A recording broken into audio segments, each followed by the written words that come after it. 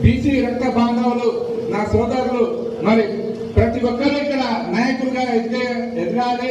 జెండాలు మోసేవారిగా కాకుండా నాయకులుగా ఎదిగి వచ్చే స్థానిక సంస్థల్లో ఎలక్షన్ లో నిలబడే స్థాయిగా ఆ ఎదగాలి. మీరు ఇంకా ఎవరు వస్తారు, వాళ్ళు వస్తారా వీళ్ళు వస్తారా అని చర్చ మానేసి మనం లీడర్గా తయారై మనం నిలబడి ఓడినా సరే నిలబడి బీసీలను చైతన్యం చేసి ఎన్ని ఓట్లు వచ్చినా సరే గెలిచే దిశ వైపు పనిచేయాలి.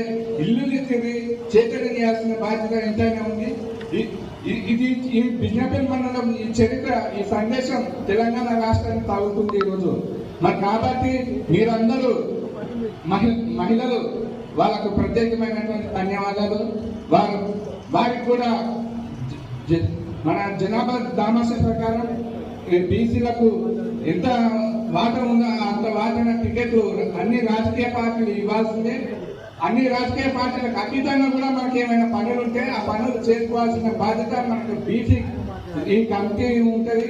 ఈ కమిటీ ద్వారా బీసీ సంఘాలు ఉన్నాయి. బీసీ సంఘాల ద్వారా తెలుసుకోవాల్సిన అవసరం ఎంతైనా ఉంది. ఎందుకంటే వారి దగ్గర